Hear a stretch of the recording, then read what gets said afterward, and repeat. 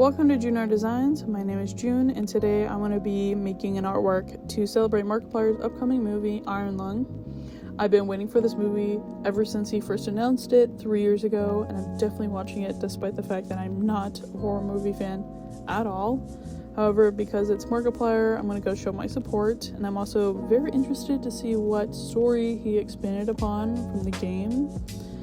So to celebrate, I thought I'd make an artwork based on the movie poster and the final trailer thumbnail. If you don't know what I'm talking about, the YouTuber Markiplier is releasing his first indie film in theaters this Friday called Iron Lung, based on the horror movie Iron Lung. You can go to ironlung.com to check out the trailers and to find tickets. He's also doing a blood drive to go along with the movie theme of a blood ocean. So again, go check out ironlung.com if you want to know more. My first plan was just to recreate the Iron Lung trailer thumbnail in watercolor. I like making portraits in watercolor, so it would have been simple to make. However, after looking up other Iron Lung fan art, I decided to make something a little bit more elaborate and actually challenge myself. So my new plan is to combine the Iron Lung poster and the final trailer thumbnail in one artwork. My first impressions on the Iron Lung poster was that I wish it was a little more, horror spookiness. Don't get me wrong, the design I went with is great. My taste in posters is just different. So I decided to replace the Iron Lung poster text with the thumbnail picture and then recreate it on paper with traditional medias.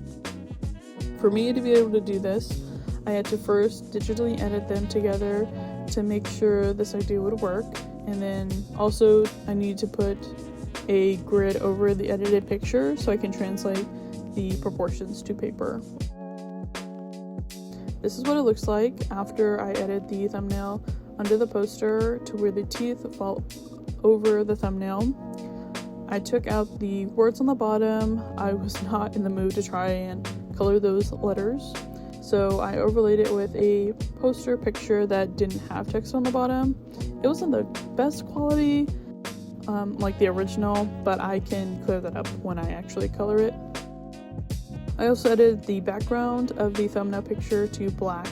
It wasn't pitch black before, and you could see some of the background environment of where Mark is standing, so I took that out to make my life easier, and it also just looks better for what I'm going for. Now, I could have stopped there, but there's still some things that looked off to me. The first being the top and bottom of the poster having this blue tint. This looks good for the poster because it's just the movie title, but because I'm adding Mark and moving the title, the slight color is in the foreground is now competing with the background, which I don't want since the title and Mark is the main focus now. Another problem is the thumbnail picture is too short for this area. I made the picture reach the side edges on left or right, but you can see where the thumbnail stops at the top. Now, normally this wouldn't be a problem because I'm recreating it on paper and I can manually add more of Mark's head. However, my other issue is not liking the placement of the title. So it's centered with Mark and it's not centered between the top and bottom teeth. So I made some changes. First change, changing the top and bottom to black and white. Then I sliced the thumbnail picture to move them to fit better in the space. You can see that the foreground is not competing with the background anymore, and now your eyes easily move over and pop to the title because that's the majority of the color. I also moved the title to be centered between the teeth on the top and the bottom to feel more balanced, and I moved Mark to be bigger to fill up the space. I also went ahead and changed the rim lighting on Mark's face from green to red, so it actually looks like the light is coming from the Iron Lung title. It's also better because the movie is about blood and red and it's the main color. The last edit I did was add a 1-inch grid over the whole image, so I'll be able to recreate it on paper. I made this grid pink so I can see it over the black and white. I may look at the black and white version to be sure my values are good.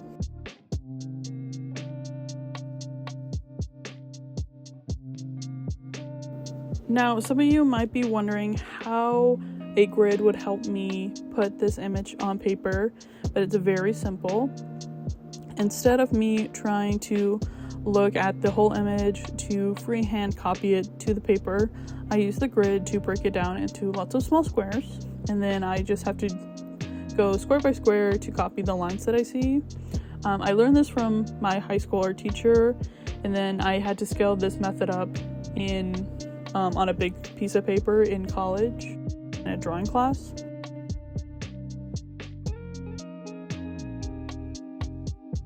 I know that there's people who do big murals. They do a doodle grid, which is just what it sounds like. Instead of making squares, they make doodles to put over the image.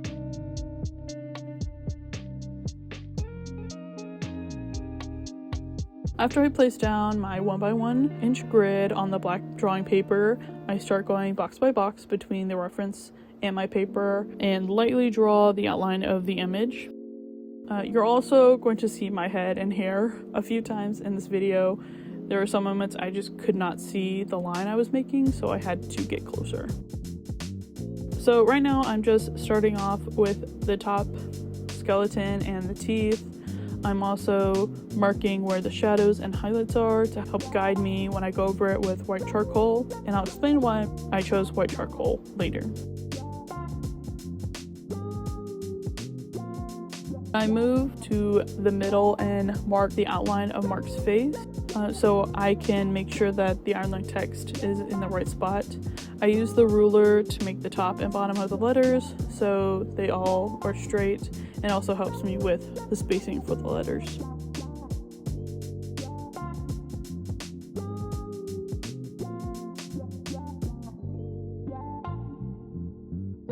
If you can tell, I have my iPad in front of me that I'm looking at for the guide reference.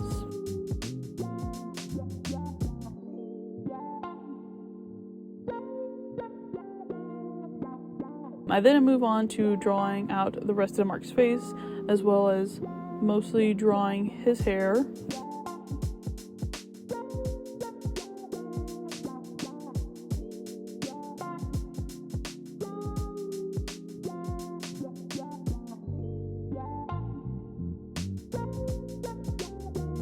Now, the great thing about art is that you can simplify what you see, which means I'm not going to draw every single hair strand I see. I'm just drawing the big chunks that are flowing and making a big shape. Throughout this whole sketch, drawing the hair was my favorite part, but that's just because I like drawing people. The skeleton at the top wasn't too bad. I've practiced drawing skulls and skeletons before. I pretty much chose to do this image because I knew it was in my skill set and I knew I was capable of at least drawing it.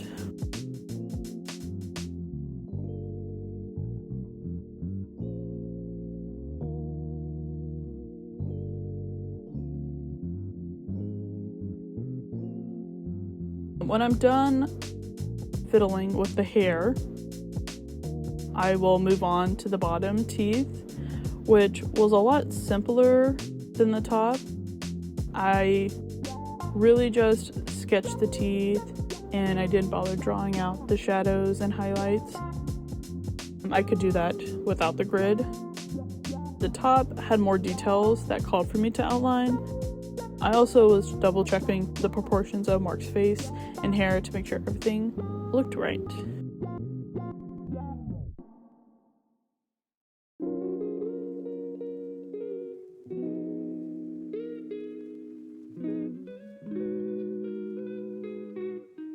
Now I'm moving on to the color phase. Up till now, I've done my normal prep work, and now this is where the real challenge begins. I'm going in with Prisma color pencils and coloring the middle section of the paper. I'm working inside out on the paper so I don't mess up the outside edges when I work on the middle. I start coloring the iron lung text because it's the easiest to color and it's also on the left side of the paper, and I definitely don't want to mess up Mark's face after I color it. Now, I mentioned I wanted to challenge myself. I've only ever made one other full color pencil artwork, and that was years ago in high school. That was also the only artwork on black drawing paper that I've done. But looking at the picture, there was so much black that I would have had to color. So I just chose to let my paper do most of the work for me. Basically, I was going into this with hopes and prayers and basic art knowledge, which I completely forgot everything about when I got to coloring Mark's face. It was at this moment I realized I don't know how to color skin tones. So I quickly swatched different color layers of colors together to try and get as close as I could to Mark's skin tone. I did have to look up a video just to see what other colors people were using, so I could have a proper starting colors to work with. I also had to keep in mind that I was going to add a red rim light, and his face was a warmer tone based on the lighting. As I'm doing this, I start questioning if color pencils was a good idea or not. Again, I was going to do it in watercolor because I prefer that way to doing portraits, but I really wasn't in the mood to try and test how durable this drawing paper is to water.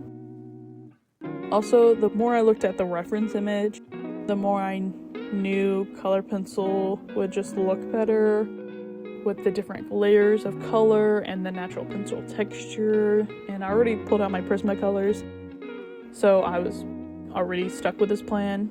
Eventually I did decide just to wing the colors and to slowly add the different colors until it looked right, which I don't recommend unless you're a chaotic artist like me. Yeah, most of my artworks is just me testing different techniques and hoping for the best. My artworks are rarely the same because I don't stick to the same method or staying the same mediums. Like in this piece, I'm using colored pencils, and eventually I will use white charcoal. This will definitely be my first artwork with specifically white charcoal. A lot of artists stick with one medium, but I get bored if I stick to one, so I just collect mediums like Pokemon cards. This does help me actually. When I plan to make an artwork, I don't just think in colors, I also think in textures. I don't know, it's just more fun that way. And I don't feel like I'm limited to just making something in one way, but I digress. So what I'm doing now, and for the most of this time lapse, is just me layering colors over and over and over again until it's somewhat close to the picture.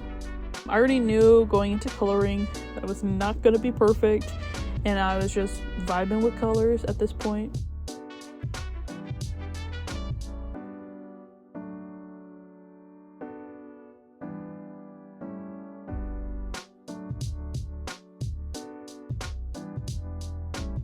I really didn't know how this was gonna look, honestly.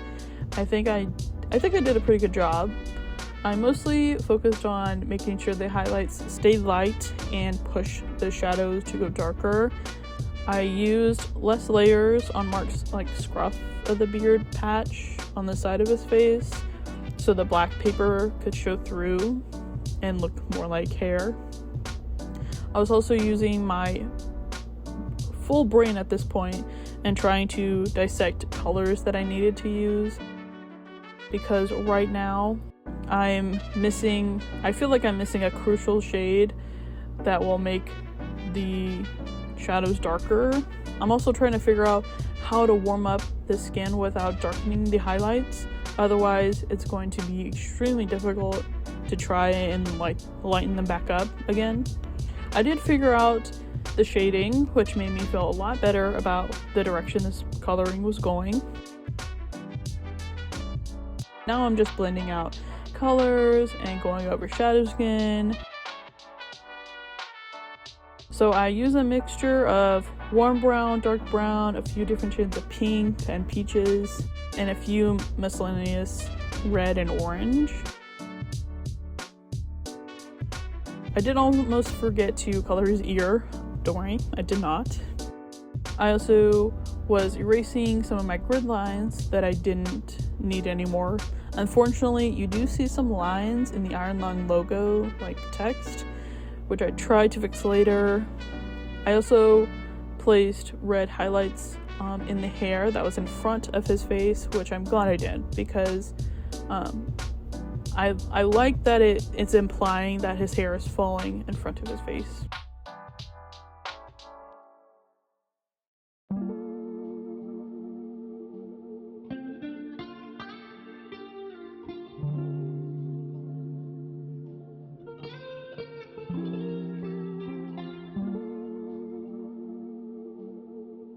Then I finally move on to his outfit color. This was way easier to color. It was like 3 shades of green and a red highlight. This also helped me see how the beard was looking.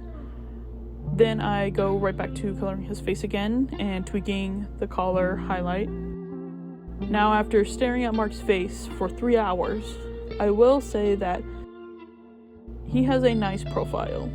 Again, I like to draw people, so I like to study facial features. I'm also studying the hair as well. I was going to leave the hair like this, but I decided it really needed hair strands. So I found the closest color to gray to my paper that I could find to start making hair strands. I also cleaned up some of the lines, and I'm using like a dark gray because my paper isn't 100% black, it's more of like a really dark gray. And then I'm trying another new technique of scraping off some of the color pencil. The gray pencil over all the color layers was showing up lighter than what it's supposed to, so I wanted it to see if I could darken them, which it did work, but it left the wax on the paper smooth and shiny, which I did not want. Eventually I just decided to go over it with the gray and some black and call it a day. The hair strands really did make a difference though. I'm glad I added them in, although they're not the right color of the paper. I could have been more meticulous with the hair in my sketches, or in my sketch, to add hair strands so I wouldn't color over them, but then I would have to color a lot slower. Adding hair strands just made more sense to me. I also didn't follow some of the hair strands from the image. I just went with the flow of what it looked good. And then I also went over the beard with the gray to make sure the color transition fade was smoother, and of course a lot more touch-ups. This is when I added the cracks on the logo and tried to fix the grid lines. You can see it was really a lost cause. I think I just made them lighter, slightly less noticeable. So remember, erase the grid lines in the letters before you start coloring them, or they will be sealed in there forever. Then I just did some more final touch-ups and moved on to the outside edge, because once I start them, I am not coming back to the middle. I'm afraid I won't stop coloring otherwise.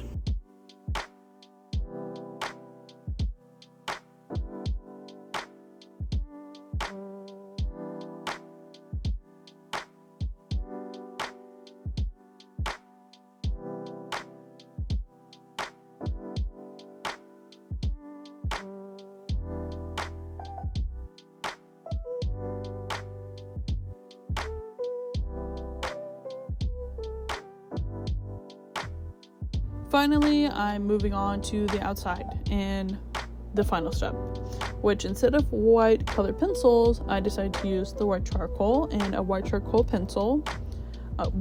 This will save my hand from coloring with a white colored pencil in this large area, and 2, white charcoal will give me more of the grain texture that you see on the poster.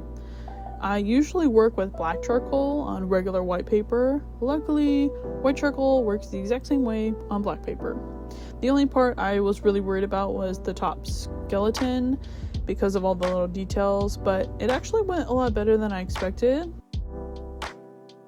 It also went way faster than the coloring in the middle section did. I also wanted white charcoal because it's easier to erase than color pencil, so I don't have to be as precise when I'm coloring with it. I also really love working with charcoal, even though it is messy, but it just looks good when you finish your artwork. So I'm just using the charcoal stick to make texture on the big areas, and then I go in with the charcoal pencil to make highlights or to mark where a line is. I also did some layers of smudging the charcoal texture and then adding more texture on top. This helps give it more depth and also is more accurate to the coloring of the reference. The pencil also made coloring the teeth super easy, which I think the teeth turned out to be my favorite part of the white charcoal. The skeleton also looks cool. It's definitely not perfect, but it's passable. Now I'm just erasing areas that need to be darkened and cleaning up some teeth, and then I eventually move on to the bottom page, which works the same way as the top. Again, the bottom was way less detailed than the top. And so I just used the charcoal stick, made texture, went with charcoal pencil, made highlights, made some lines.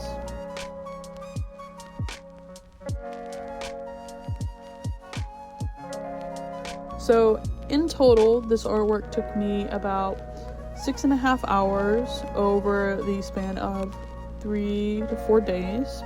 1.5 hours to do the sketch layer, 3 hours to do the coloring, and 2 hours to do the white charcoal.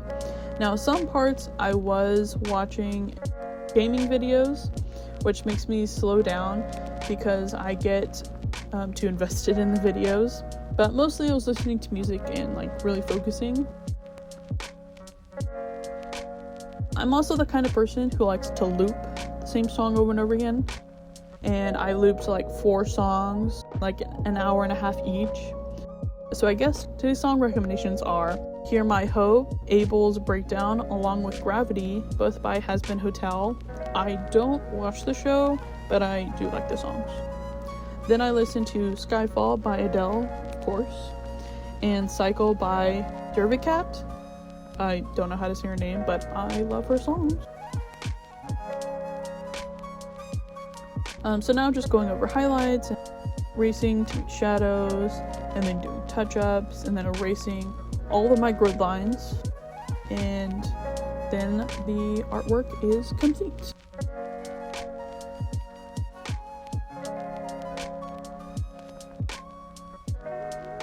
Thank you so much for watching this video. Again, shout out to Markipiler and his new movie coming out. Ironlung.com if you want to know more information and get tickets, or go to his channel. He does some update videos right now. I hope you go watch it. Leave a comment if you've already seen it. I want to know what you thought about it. And I hope you draw with me in the next video. Bye!